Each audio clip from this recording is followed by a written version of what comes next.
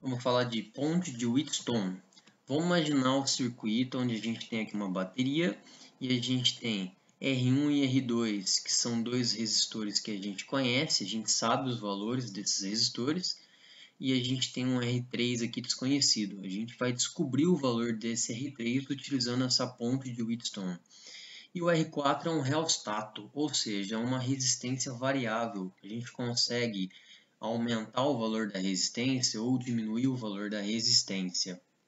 E aqui no meio, entre os pontos A e B, a gente tem um dispositivo para medir a corrente elétrica chamado galvanômetro. Esse IG é a corrente elétrica que vai passar pelo galvanômetro e essa é a resistência interna do galvanômetro. A gente vai pegar esse reostato e vai mudar o valor da resistência. Então a gente consegue aumentar ou diminuir a resistência nesse reostato.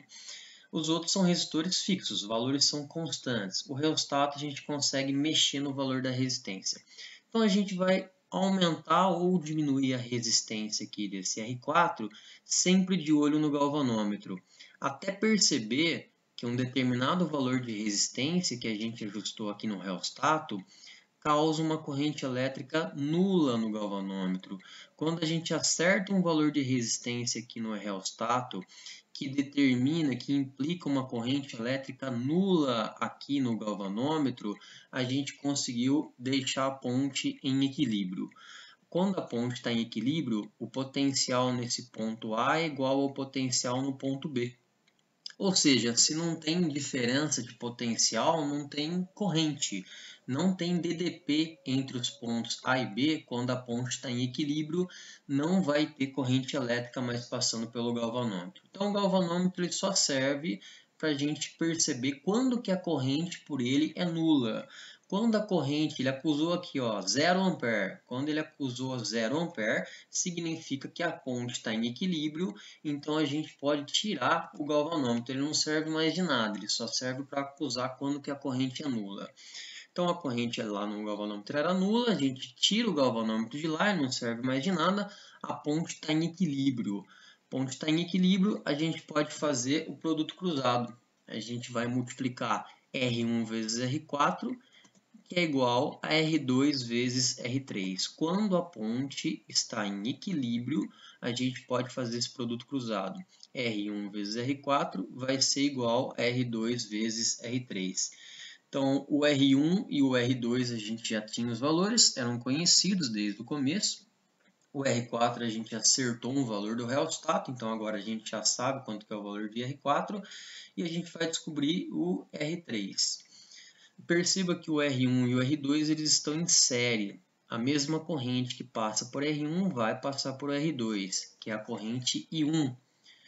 E o R3 e o R4 estão em série entre si. A mesma corrente que passa pelo R3, que é o I2, vai passar também pelo R4.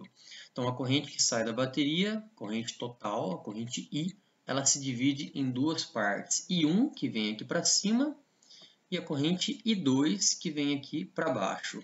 Elas se juntam nesse ponto, I1 com I2, e volta a formar a corrente total I. Vamos fazer um exemplo. Um circuito contendo 4 resistores é alimentado por uma fonte de tensão conforme a figura. Calcule o valor da resistência R, sabendo-se que o potencial elétrico em A é igual ao potencial elétrico em B.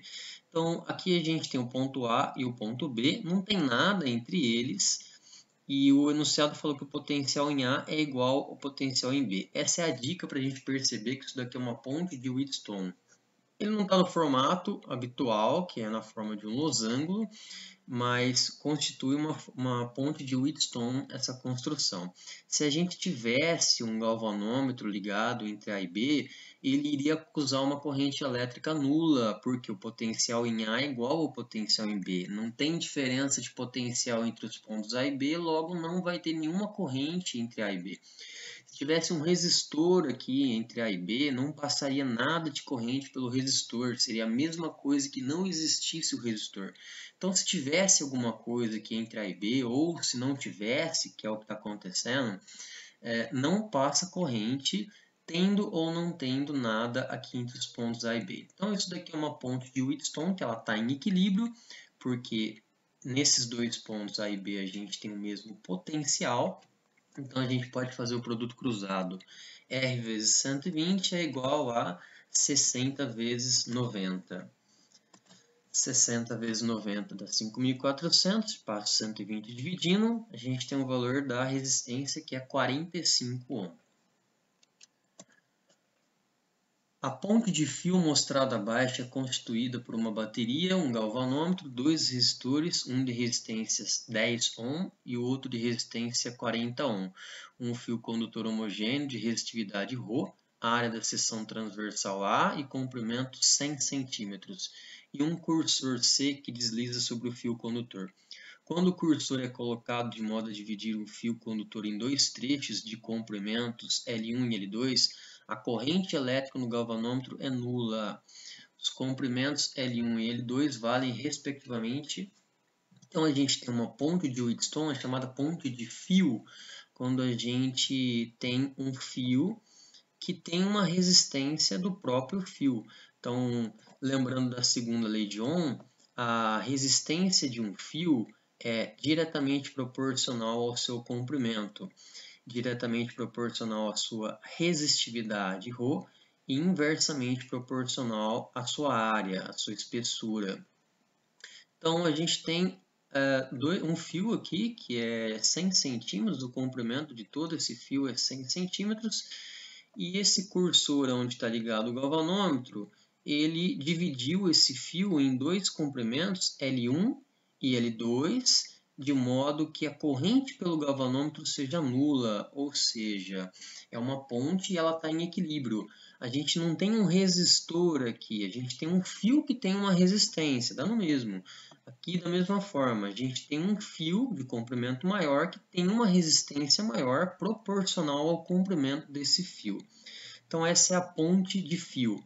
Então, esse comprimento L1, ele tem uma resistência que é proporcional ao seu comprimento. Vamos chamar de resistência R3 a esse pedaço de fio de comprimento L1. O fio de comprimento L2 ele tem uma resistência, que eu vou chamar de R4, que é proporcional ao seu comprimento. Então a gente pode escrever o produto cruzado, essa ponte está em equilíbrio porque não está passando nenhuma corrente aqui pelo galvanômetro, então a gente pode tirar esse galvanômetro daqui, ele não serve mais de nada, e faz o produto cruzado. R1 vezes R4 é igual a R2 vezes R3. Então, no lugar do R4 e no lugar do R3, a gente vai escrever a segunda lei de Ohm, que a resistência é ρL dividido por A. Então, no lugar do R4, a gente tem ρ, que é a resistividade do fio, do material que constitui o fio. Vamos supor que o fio é de cobre, isso daqui é a resistividade do cobre, depende do material que ele é feito. O R4 ele é o comprimento do fio, é o L2. E a área, que depende da espessura do fio. E o R3 também é resistividade, é o mesmo fio, né? Tanto esse pedaço quanto esse pedaço, eles têm a mesma resistividade, porque ele é composto do mesmo material, é o mesmo fio. O comprimento L1 e a mesma área. A gente pode cancelar a resistividade, porque é do mesmo material.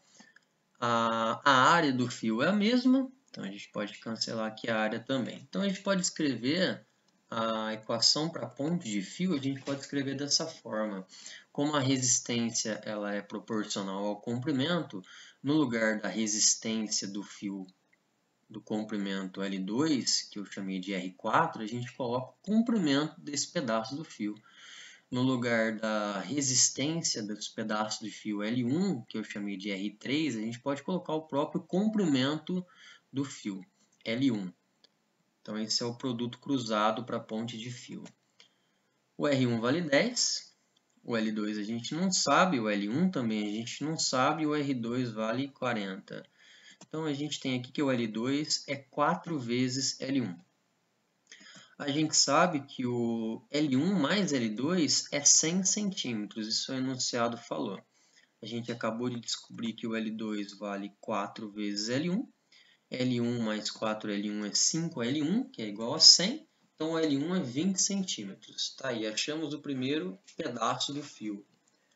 gente pode pegar novamente essa equação, L2 é 4 vezes L1, no lugar do L1 a gente coloca 20 centímetros, então o L2 é 80 centímetros. Letra E, 20 centímetros e 80 centímetros são os comprimentos L1 e L2 respectivamente. Essa foi a aula de ponte de Wheatstone.